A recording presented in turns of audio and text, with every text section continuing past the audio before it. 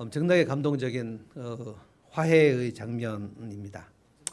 우리가 이제 여름 내면 수련회를 하고 있기 때문에 여기에 좀 보조를 맞추기 위해서 원래는 바벨론의 멸망 그 지긋지긋한 본문을 또 계속해서 해야 되는데 오늘 끝내고 이 억눌린 문제에 대해서 좀 같이 나눴으면 좋겠습니다.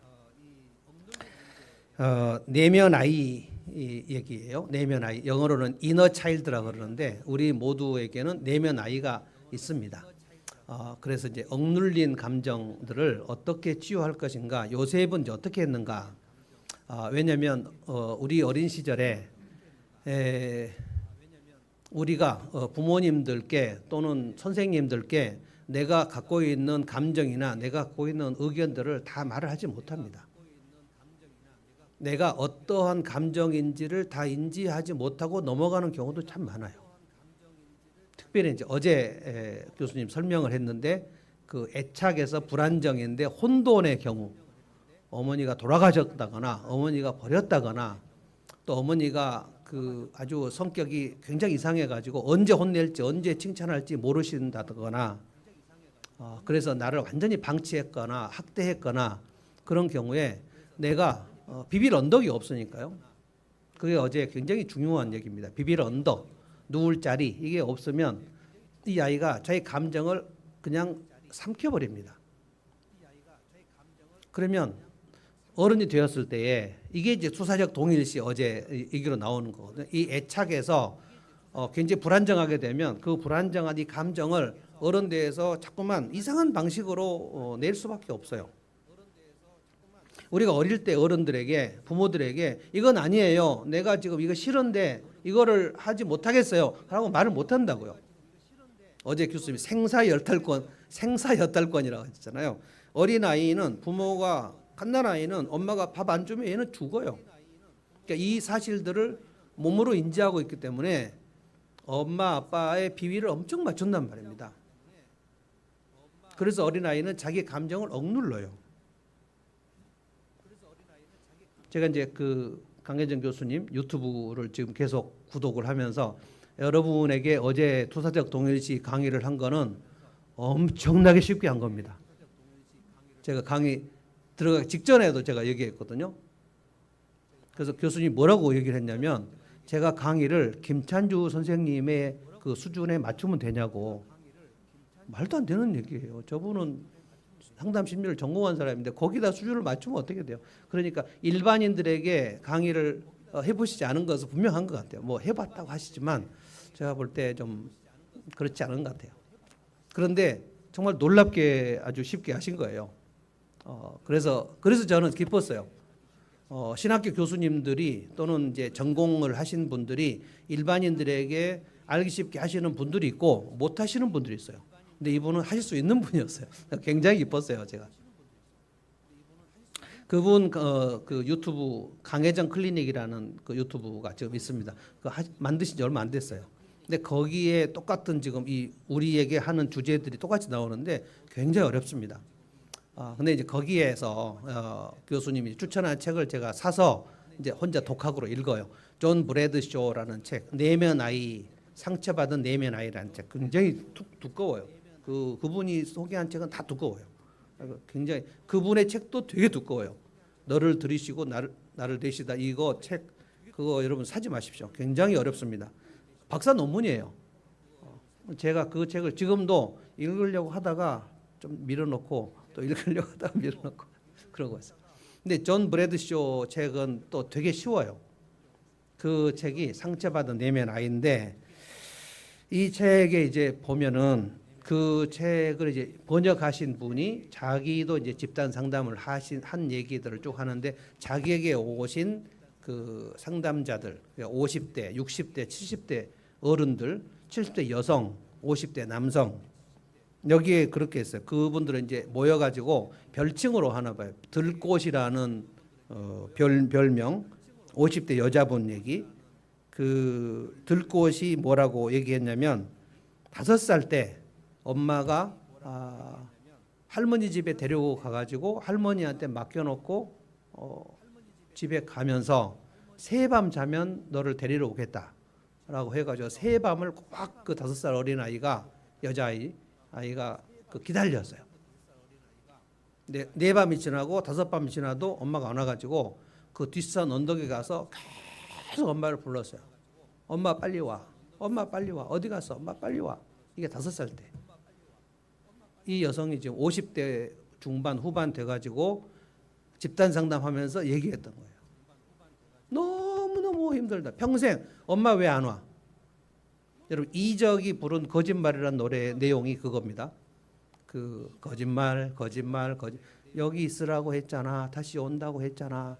그런데 왜 안 와? 이게 남녀의 무슨 이별 얘기가 아니고요. 어린아이가 엄마가 온다고 했는데 안 와가지고 엄마를 부르다가 지쳐서 그게 온다고 한 게 거짓말 아니냐 이 얘기인데 이 들꽃이라는 별칭을 가진 이분도 엄마 빨리 와. 그래서 늘 사람이 그립고 목마르고 뭔가 누군가에게 절박한 심정으로 매달려. 그때 엄마를 불러 언덕이 올라가 5살짜리가 울면 얼마나 처량합니까? 나무라는 별칭 남자. 이분은 항상 분노가 폭발하는 그런 증상이 있는데 쭉 얘기를 들어가 보니까 7살 때, 여기도 7살이에요. 7살 때 아빠한테 두드려 맞았는데 내가 하지 않은 말을 했다고 해서 아빠가 두드려 맞았는데 아빠는 내가 그 말 안 했다고 그랬는데 아빠가 안 믿어줘요. 네가 했잖냐고 계속 두드려. 그것이 평생 억울함으로 그러니까 굉장히 어린 시절에 있었던 일들입니다. 이것이 그 감정을 아빠에게 엄마에게 다 표출할 수 있는 그 기회도 없을 뿐만 아니라 그 기회를 준다고 해도 이것을 내가 어떻게 표출해야 되는지 몰라요. 마치 지하 가스 매설처럼 다 억눌려 버립니다. 이게 이제 안 되면 애착에서 문제가 생기니까 수사적 동일시가 되는 거고 내 감정에 안 좋은 것을 결혼해서 남편에게 하거나 아내에게 하거나 또는 뭐 교회 다른 성도들에게 하거나 목회자에게 하거나 그래서 그 사람이 나를 학대한다고 생각하거나 무시한다고 생각하거나 그래서 공동체가 화목하게 되기가 굉장히 어려워요. 근데 오늘 요셉은 어떻게 했는가 이제 보는 거예요. 요셉은 17살에 문제가 발생했습니다. 그리고 지금 요셉이 형들을 만난 시간은 30살에 요셉이 총리가 됐기 때문에 13년간 이제 노예 생활을 했고요. 30살에 총리가 됐고 7년 풍년이 지났고 총리가 된 다음에 7년 풍년 그다음에 7년 흉년인데 7년 풍년이 지났고 흉년이 지난 지 2년이 된 해입니다. 그러니까 30살에 총리가 돼가지고 37살까지 풍년을 맞이하고 모든 곡식을 저장한 다음에 흉년이 2년 지났으니까 요셉이 지금 39살이에요. 그러니까 17살에 있었던 일이 39살에 그러니까 22년 만에 해결된 문제입니다. 이게. 여러분 아시죠? 10명의 형들이 있었고 야곱의 아들이 12명이었는데 요셉이 11번째고 그 아들이 밑에가 베냐민이죠. 그러니까 요셉은 10명의 형들이 배다른 형들입니다. 근데 그때 아버지 야곱이 요셉을 너무 지나치게 편애를 해가지고 요셉의 형들이 너무너무 시기와 질투가 있었고 아버지의 사랑을 얘가 독차지 하니까 요셉만 채색 옷을 입히고 나머지는 그냥 아무렇게나 입히고 그래서 요셉은 형들의 미움과 시기의 대상이 되고 그래서 마침내 형들이 양치러 나갔을 때 아버지가 요셉에게 형들 도시락 갖다가 주라고 했는데 그 형들이 아버지가 없이 들판에서 요셉이 오는 걸 보고 저놈 죽여버리자 라고 했는데 시므온이 르우벤이 그런데 죽이지 말고 구덩이에 넣자. 그래서 요셉이 오자마자 17살에 옷 뺏겨가지고 구덩이에 집어넣어버리죠. 죽여버리려고 그런 거예요. 그런데 이제 조금 그래도 온건한 형들이 죽이지 말고 그냥 팔아버리자. 그리고 이스마엘 상인 그 이집트로 가는 상인들에게 팔아버렸죠. 그리고 요셉의 옷을 양의 피를 묻혀가지고 아버지에게 갖고 가서 요셉이 우리에게 오는 길에 누구 맹수들에게 먹혀버렸다라고 얘기했죠. 완벽하게 요셉에게는 이 그때 나를 구덩이에 집어넣었던 형들의 그 눈초리 죽이고 싶었잖아요.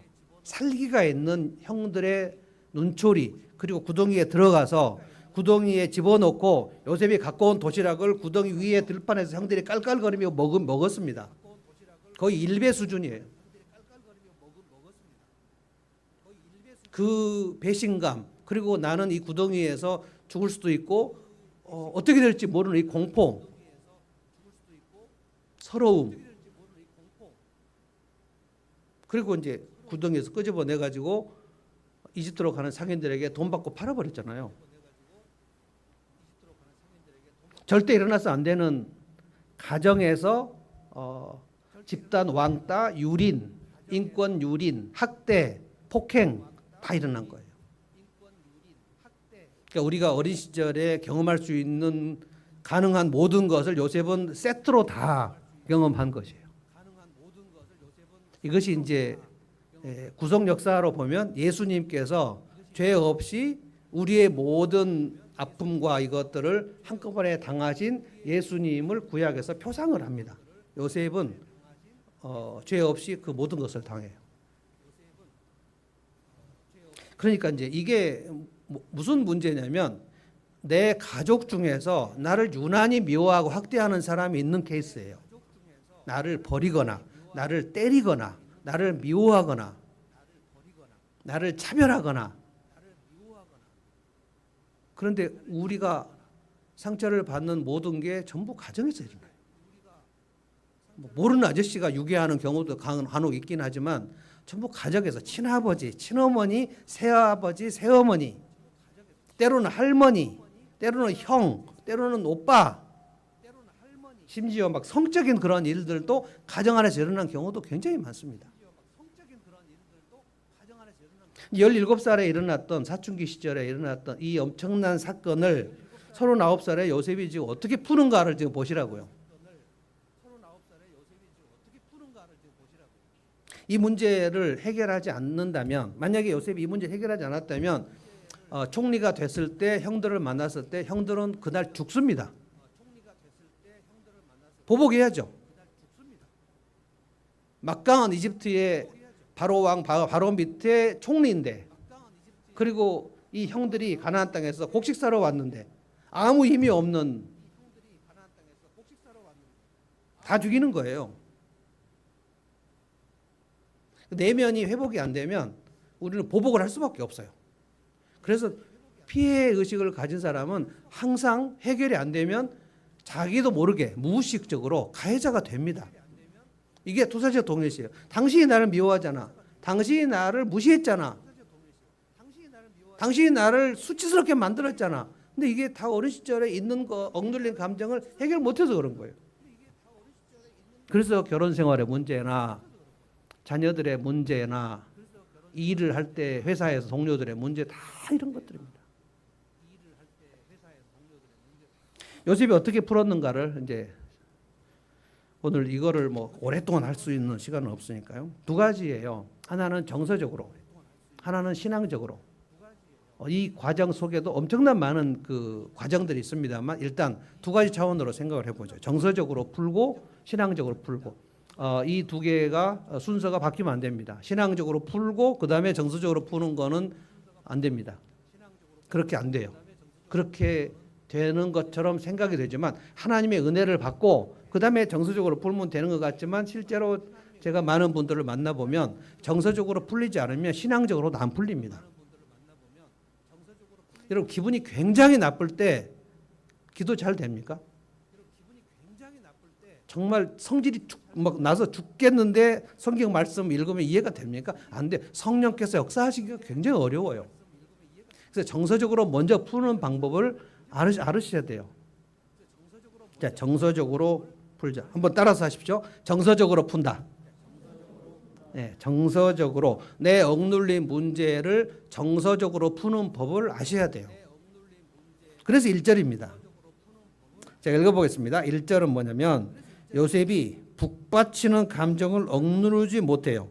자기의 모든 시종들 앞에서 그만 모두 물러가라고 소리치고 주위 사람들을 물러나게 하고 요셉은 드디어 자기가 누군지를 형제들에게 밝히고 나서 자 3절 다 같이 한번 읽어보겠습니다. 시작. 한참 동안 울었다. 그 울음소리가 어찌나 크든지 밖으로 물러난 이집트 사람들에게도 들리고 바로의 궁에도 들렸다. 얼마나 울어요? 한참 동안. 옛날에 개혁성경은 이거를 대성통곡이라고 그랬어요. 대성통곡. 엄청나게 울어버렸어요. 이것이 정서적으로 자기 억눌린 감정을 푸는 방법입니다. 그래서 울 수 있으면 울어야 돼요.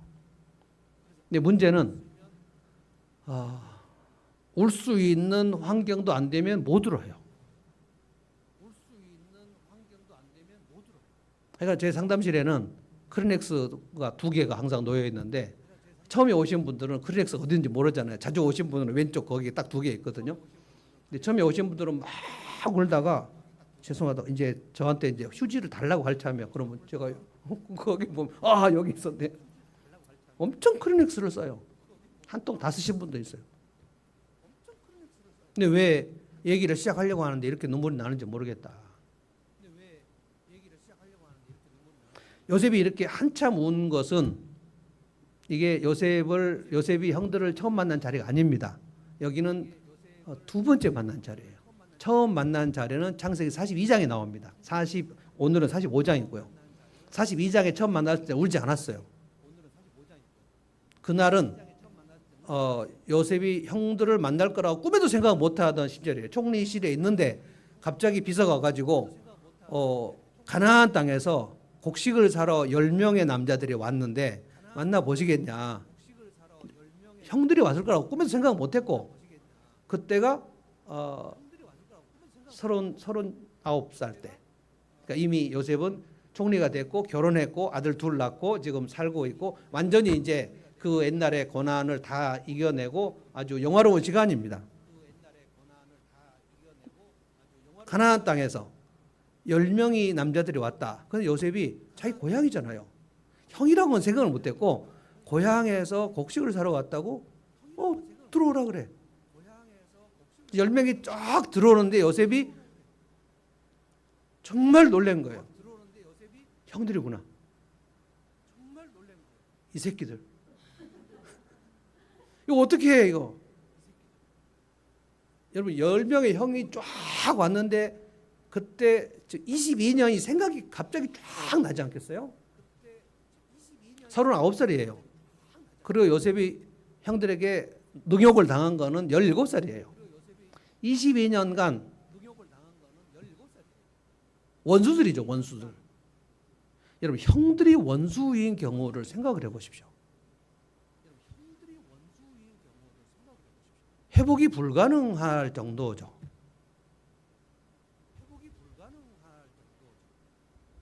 저에게 상담 받으시는 분들 중에는 진짜 오빠로부터 형들로부터 진짜 잔인한 일도 막 경험하신 분들도 있어요.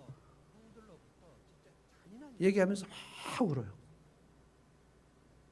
대부분의 우리 어린 시절에 아주 있을 수 없는 일들은 가정에서 다 일어납니다. 저는 60 넘어서 제가 마음속에 한 가지 크게 깨달은 게 있어요. 세상에 있을 수 없는 일은 다 일어난다. 어떻게 이런 일이 있을 수 있어? 라는 이런 일들을 저는 이제 많이 봤기 때문에 이 형들 10명을 쫙 봤을 때 요셉이 울지 못해요. 어떻게 해야 될지 몰라요. 아직 지금 감정이 온돌린 감정이 완전히 이렇게 녹지 않은 상태. 죽여버릴까?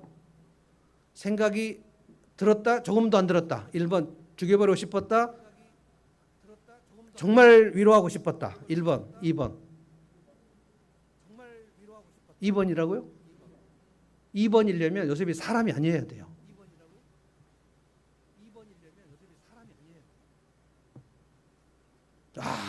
이거는 정말 엄청 격정적인 겁니다. 이거 어떻게 하지? 그래서 요셉이 자기 목소리를 변조하고 그리고 이집트 말로 얘기합니다. 지금 여기 45장은 히브리 말로 얘기를 해요. 근데 42장에서는 이집트 말로 얘기해 통역을 세워요. 이집트 총리니까. 그리고 지금 형들은 자기 앞에 있는 총리가 자기 동생이랄 거는 전혀 생각을 못하는 거예요. 이런 일이 있을 수 없죠. 22년째 우리가 끝나고 노예로 팔려갔는데 거기서 이집트에 가서 총리가 돼서 자기 앞에 설 것이다. 상상을 할 수 없는 일이에요.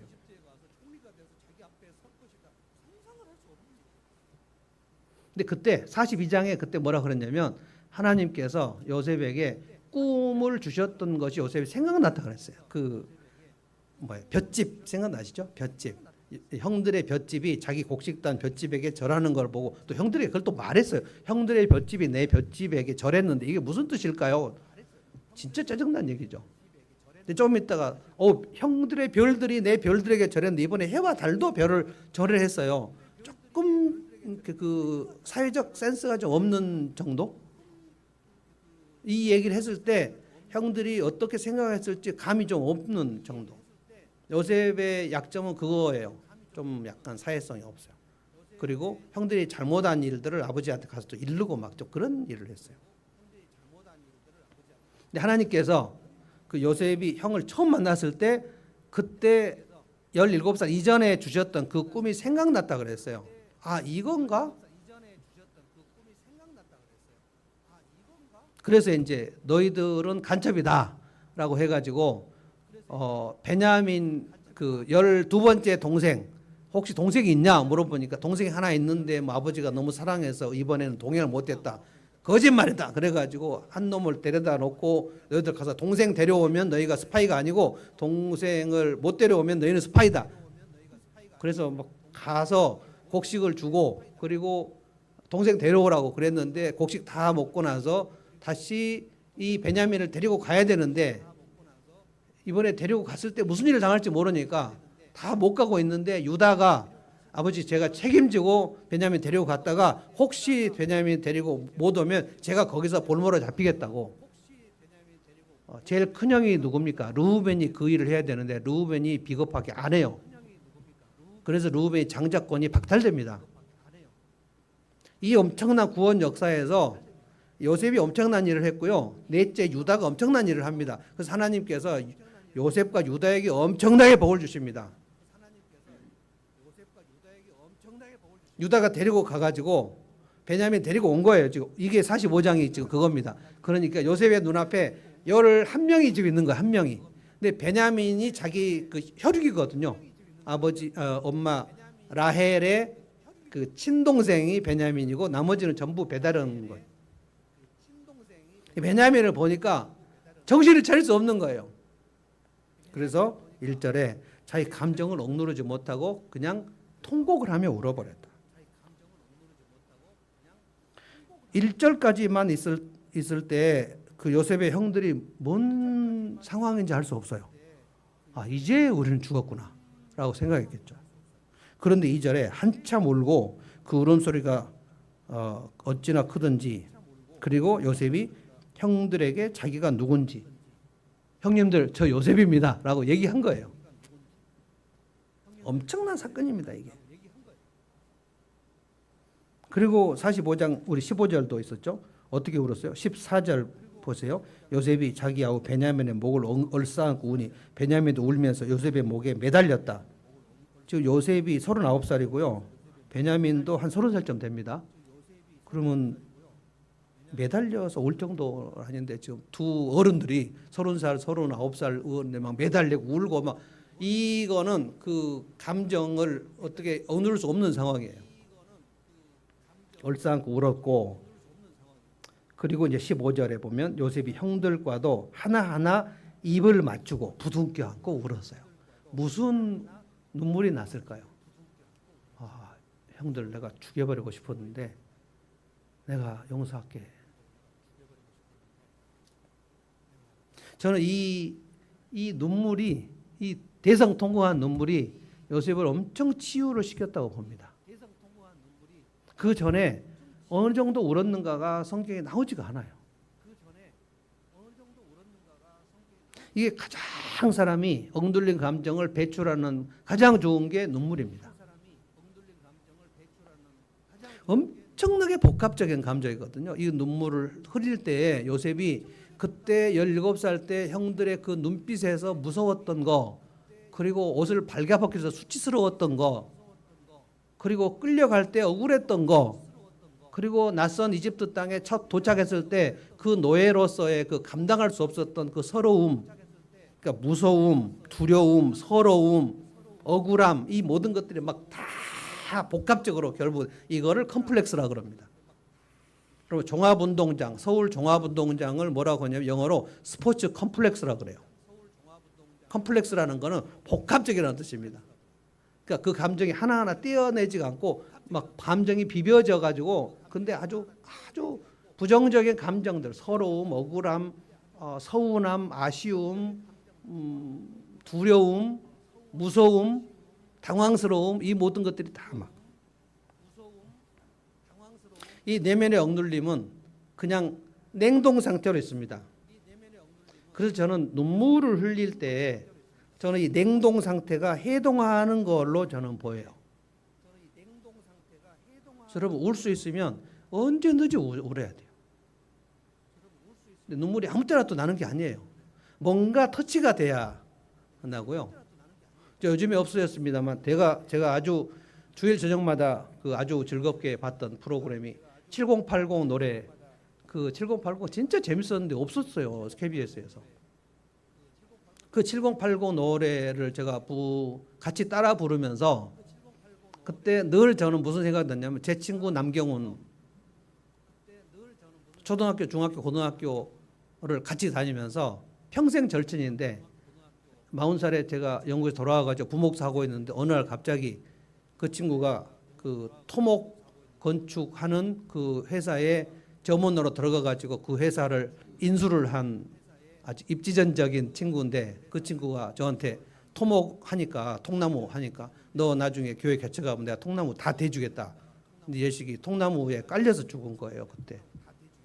그 지게차, 큰 지게차. 이제 자기는 이제 사장이니까 하지도 않는데 그날 공휴일이어 가지고 직원들이 안 나왔는데 갑자기 큰 통나무가 이제 바다에서 와가지고 그 지게차를 하다가 지게차가 이게 작동이 잘 안 돼서 그 밑에 들어가서 그거를 점검하는데 통나무가 그냥 내려와 가지고 그냥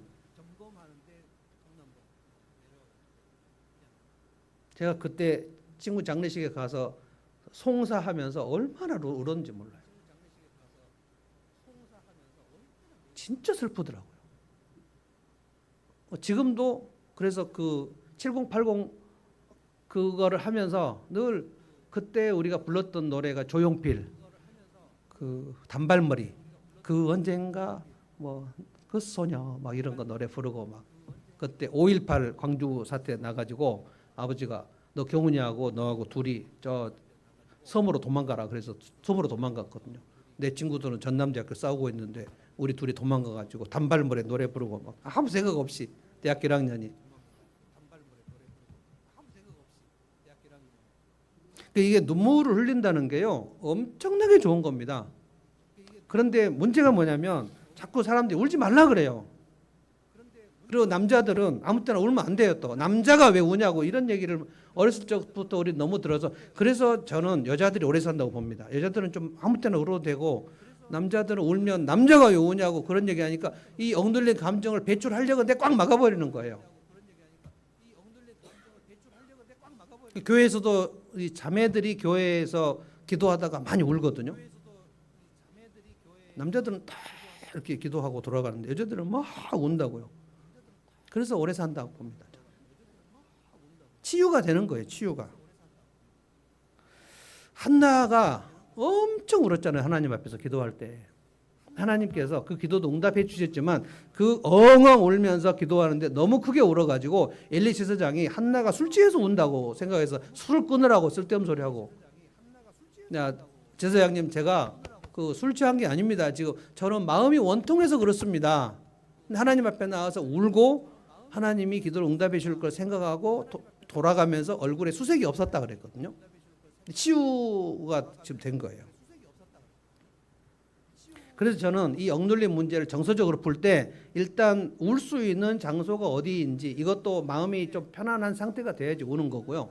또 하나는 자기의 억눌린 감정을 누구 믿을 만한 사람들에게 털어놓는 겁니다. 저는 그래서 부부 상담하면서 부부하고 같이 부부가 숲속에 커피숍 가서 어린 시절 얘기를 하라고 계속 얘기해요. 근데 잘 못해요. 나눠봤냐 그러면 뭐 어린 시절 얘기가 생각이 안 난다는 거예요. 남편 것도 얘기를 들어보고 계속 들어보라고 제게 얘기하는 거예요. 그래서 그 도시에 있는 커피숍 가지 말고 숲속에 가라. 근데 숲속의 커피숍 비싸대요. 커피 하나에 7,000원, 8,000원. 근데 그래도 가라. 가서 거기서 옛날 얘기, 어린 시절 얘기를 해라고. 그래서 지금 저가 시켜서 하시는 분들은 굉장히 지금 도움을 받고 있어요. 믿을 만한 사람. 그러니까 아무한테나 막 어린 시절 얘기를 하는 게 아니고요. 뭐 동네 지나간 사람한테 하면 안 되고 믿을 만한 소수의 사람에게 자기의 속 얘기를 털어놓는 거예요. 지금 요셉도 사실은 이집트 사람들을 다 떠나라고 하고 자기 시종들 다 물러치기 하고 그리고 하나님의 백성인 자기 형들 앞에서 그 사람들에게 지금 놓고 울었거든요. 이집트 사람들 나가라 그랬거든요. 그러니까 믿을 만한 사람, 예를 들면 우리 목장 모임 같은 것이고 또 상담실 같은 것이고 소수의 소그룹 공동체에서 얘기를 털어놓는 것 굉장히 중요합니다. 그래서 부부끼리 그런 얘기를 나누고 당신이 어렸을 적에 그랬구나 그렇게 얘기를 듣고 그 얘기를 수용을 해주고 그래서 당신 진짜 많이 힘들었겠다라고 얘기해줘. 그러면 이게 어제 교수님 얘기한 담아주기 컨테이닝이 되는 거예요. 이런 얘기를 안 하고 그냥 맨날 일상에 대한 얘기만 하면 내 억눌린 감정을 예를 들어 상담실에 가면 또 하지만 상담실에 가지 않고도 부부끼리도 얼마든지 할 수 있단 말입니다. 이게 억눌린 감정이 배출이 되지 않으면 오늘 오후 3시에 이제 강의하실 중독이 시작됩니다. 중독은 제가 먼저 강의할게요. 뭐냐면 외로워서 그래요. 외로워서. 이 외로움을 어찌할 수 없어서 그것과 친구가 되고 싶어요. 술과 친구가 되고 싶거나 마약과 친구가 되고 싶거나 일과 친구가 되고 싶거나 절대로 뗄 수 없는 단짝이 돼버려요. 띄울 수가 없어요. 관계 중독. 누구하고도 지내고 싶고요. 일 중독. 절대로 일을 떼어내지 않고 싶고 이게 내 피난처라고 생각이 되는 거예요. 거기서 위로를 받는 거예요. 근데 이게 중독입니다. 그래서 애착에서 실패를 하면 투사적 동일시가 되고 투사적 동일시에서 실패하면 중독으로 들어가요. 그래서 굉장히 외로운 사람이 중독으로 들어갑니다. 그래서 여러분이 오늘 이 설교를 들으시고 일주일 내내 생각해 보세요. 수련회 끝나고 생각을 해야 돼요. 내 억눌린 감정을 나는 누구에게 털어놓았는지 그리고 이것을 혹시 기도하면서 내가 털어놓았는지 방성대곡을 언제 해봤는지 내 속에서 눈물이 언제 나왔는지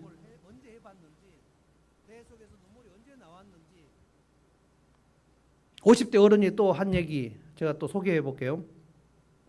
50대 남자 어른이 얘기한 겁니다. 나는 아빠와 함께 보내는 시간은 없었어요. 근데 아빠하고 있으면 항상 혼내는 시간이 많았어요.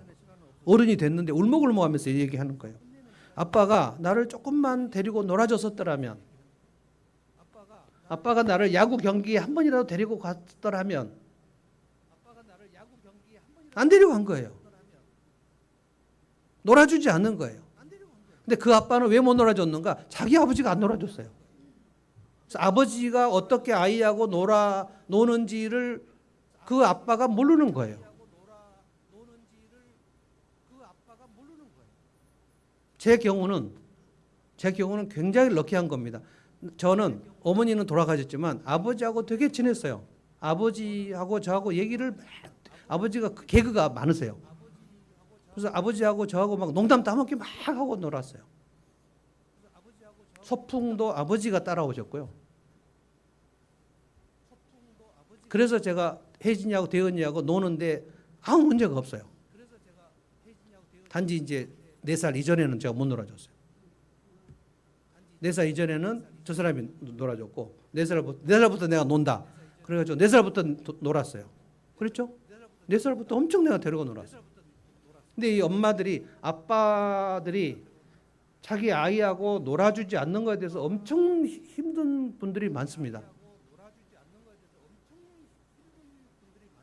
70대 여성 어떤 소그룹 모임에서 이런 편지를 낭독했어. 엄마는 교회 일로 너무 바쁘셨죠. 얼마나 바빴는지 나에게는 관심이 없으셨죠. 그리고 내가 피아노나 뭘 잘했을 때만 약간의 관심을 보여주셨죠. 엄마는 나를 있는 그대로 사랑해 준 적이 없었죠. 엄마, 난 너무 외로웠어요. 이게 70대 할머니가 자기 엄마한테 쓴 편지예요. 그리고 막 울어요. 평소에 해결이 안 된다니까요. 냉동 상태입니다. 냉동 상태. 억눌린 감정. 이걸 배출해 보셨나요? 배출할 때 흑흑거리고 울어 보셨나요? 그리고 내가 믿을 만한 사람한테 이 얘기를 했을 때 수용받는 경험이 있었습니까? 이래야 이제 치유가 되는 겁니다. 그래야 신앙적으로 얘기를 할 수 있어요. 드디어. 신앙적으로. 4절부터 13절까지는 요셉이 이 자기 억눌린 문제, 형들에게 당한 것을 신앙적으로 풀어요. 4절 한번 제가 읽어보겠습니다. 4절. 이리 가까이 오십시오. 형들은 지금 얼어붙었어요. 요셉이 형제들에게 말하니 그제야 그들이 요셉 앞으로 다가왔다. 내가 형님들이 이집트로 팔아넘긴 그 아우입니다. 정확하게 얘기합니다. 형님들이 가해자 맞다는 거예요. 그런데 걱정하지 마십시오. 이제는 걱정하지 마시고 자책하지도 마시고 형님들이 나를 이곳에 팔아넘기긴 하였습니다만 그것은 하나님이 형님들보다 앞서 나를 여기에 보내셔서 우리 목숨을 살려주시려고 그렇게 하신 거다. 하나님이 그렇게 하신 거다. 이거를 45장 읽어보십시오. 형님들이 나를 팔았지만 하나님이 그렇게 하셨다. 하나님이 그렇게 하셨다고 계속 얘기해요. 실컷 울고 나서 요셉의 형들은 창세기 전체를 다 읽어보면 한 번도 하나님께서 자기들의 인생에 어떻게 일하시는지를 간증한 적이 없습니다. 요셉만 이걸 간증합니다. 자기의 인생에서 하나님이 어떻게 개입하셨는지를 요셉이 얘기해요. 이래서 요셉은 치유가 된 겁니다. 22년 전에 요셉을 다 죽여버리고 싶었던 그 시간 이후에 요셉의 형들은 한 번도 회개한 적도 없어요. 그리고 창세기 끝까지 읽어보십시오. 50장에 또 한 번 아버지 야곱이 죽은 다음에 요셉이 형들을 또 한 번 위로하는 장면이 나오는데 아주 형들이 비겁하게 얘기합니다. 요셉아, 우리를 보복하지 말라고 아버지가 돌아가시기 전에 우리한테 얘기했다? 이게 무슨 소리예요 이게? 아버지 야곱이 요셉이 형들에게 보복하지 말라고 하려면 요셉에게 얘기를 해야지. 요셉이 형들을 불러다 놓고 요셉이 절대로 너한테 보복하지 말아야 된다라고 너희들은 가서 요셉에게 알려라 하고 유언을 할 리가 있습니까? 진짜 찌질하기가 짝이 없어요. 요셉의 형들은 정말 찌질합니다. 신앙적으로 정서적으로 자기 문제를 해결하지 못했어요.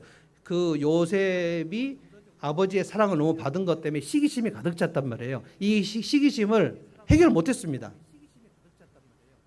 요셉은 정서적으로 풀고 그리고 신앙적으로 풀어요.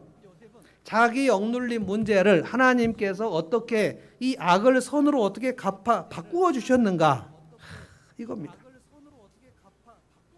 그래서 7절 8절 계속 읽어보면 나를 이리로 보낸 분은 형들이 아니고 하나님이라고 얘기합니다. Not A but B로 얘기해요. 처음에는 형들이 나를 팔았다고 얘기했는데 이제 바꿔요. 나를 이리 보내신 분은 하나님이, 형들이 아니고 하나님이다. 하나님이 나를 보내셨다. 이게 자기의 인생을 신앙적 관점으로 해석하는 겁니다. 근데 어떻게 이것을 풀었는지, 요셉은 상담실도 안 갔는데 어떻게 풀었는지 제가 곰곰이 묵상을 해봤어요. 요셉이 30살에 결혼하고요. 총리되고 결혼했거든요. 결혼하고 첫 아들을 낳았습니다. 그 이름을 므낫세라고 짓습니다. 므낫세. 이게 무슨 뜻이냐면 내 지난 날 아버지의 집에 했던 일을 다 잊어버리게 하셨다는 뜻입니다. 그러니까 치유가 30살에 이미 일어났어요. 므낫세. 하나님이 내 지난 날 상처들을 잊어버리게 하셨다. 치유시켜 주셨다는 거예요. 자, 그런데 하나님이 그의 상처를 어떻게 치유하셨는가를 제가 증거를 드리기 위해서 얘기하겠습니다. 요셉이 17살에 갑자기 노예가 됐습니다. 노예가 됐는데 어느 집으로 팔려갔죠? 이집트 바로 왕의 그 경호대장 보디발의 집으로 팔려갑니다. 그런데 하나님께서 개입을 하신 겁니까? 우연히 보디발의 집으로 간 겁니까? 개입하신 겁니다. 하나님은 한순간도 요셉의 삶을 방치하신 적이 없어요. 여러분의 인생에 하나님이 한순간도 방치하신 적 없습니다. 여러분의 부모님은 방치한 적이 있지만 하나님은 방치하신 적이 없어요. 보디발의 집으로 갑니다. 다른 집으로 간 게 아니에요. 보디발의 집으로 가야 요셉이 총리가 됩니다. 하나님 계획을 갖고 계세요. 그런데 더 놀라운 거는 보디발이 요셉을 볼 때 얘는 다른 노예와 좀 다르다고 생각해서 보디발이 이 요셉에게 호감을 가져요.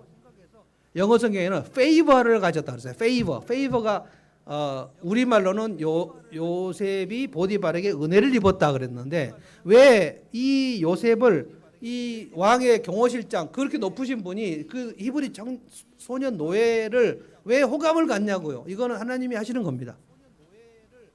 그래서 요셉을 되게 좋게 봐요.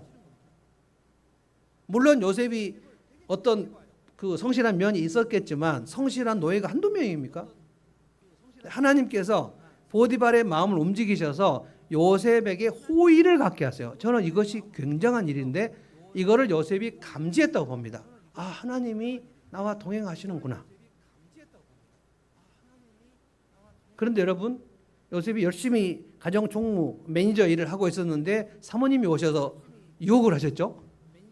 그런데 요셉이 거절하지 않습니까? 거절했는데 그 사모님께서 요셉이 나를 강간하려고 했다고 그 보디발에게 저녁에 얘기했어요. 여러분, 노예가 사모님을 강간하려고 한 것을 보디발이 믿었다면 그 노예는 어떻게 됩니까? 당장 죽습니다. 그런데 보디발이 요셉을 감옥으로 보내요. 그거는 우리 아내의 행실로 봐서 우리 아내가 요셉을 덮치려고 했을 가능성이 더 크다고 보디발이 생각했을 거예요. 감옥으로 갔는데 두 번째 하나님이 돌아보심 간수장이 요셉을 특별히 호감을 가져요. 그래서 감옥 안에 있는 왕의 대신들 억울하게 들어온 사람들을 보살피는 일을 또 합니다. 그러면 하나님께서 그 요셉에게 돌보심과 지키심이 있는 그 결정적 일들은 보디발이 호감을 가지고 간수장이 호감을 가져요. 노예로 갔는데 그 집주인이 호감을 가져요. 감옥에 갔는데 간수장이 호감을 가져요. 그러고 있다가 30살에 추천을 받아가지고 왕 앞에 가서 왕의 꿈을 해몽해가지고 총리가 돼요. 이집트 바로 왕이 엄청나게 요셉을 또 호감을 가져요. 네가 2인자가 돼서 총리가 돼서 이 풍년과 흉년을 다 관장해라. 그러면 세 사람이 있습니다. 세 사람이 보디발, 간수장, 이집트 바로 왕. 이 세 사람이 요셉의 삶을 하나님께서 붙드시는 결정적인 증거들이에요. 전 여러분의 인생에서 굉장히 많은 환난과 어려움이 있었다는 것을 알고 있습니다. 그런데 여러분의 인생에서 하나님 여러분을 방치하신 일이 없으려면 하나님께서 여러분에게 보디발 같은 사람, 간수장 같은 사람, 바로왕 같은 사람, 여러분에게 호감을 갖고 유난히 친절하게 대해주는 그런 사람도 있어야만 돼요. 없다고 말하지 마십시오. 찾으셔야 돼요. 그것이 악을 선으로 바꾸시는 하나님 일하심입니다. 이 내 인생을 그렇게 정리하셔야 돼요. 하나님은 왜 나를 이렇게 방치하셨는가? 그럴 리가 없습니다. 부모님이 방치를 했을지라도 하나님 방치하지 않으셨어요. 그러면 성경이 다 깨집니다.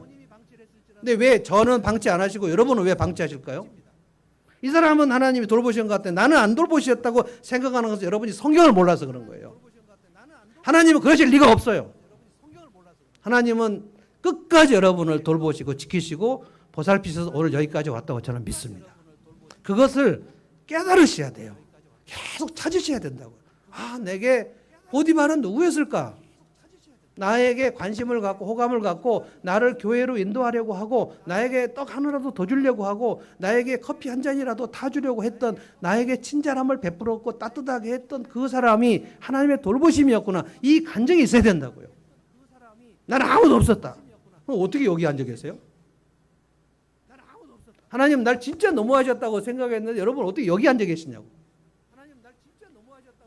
여기 앉으려면 하나님이 엄청난 기적이 있어야 됩니다.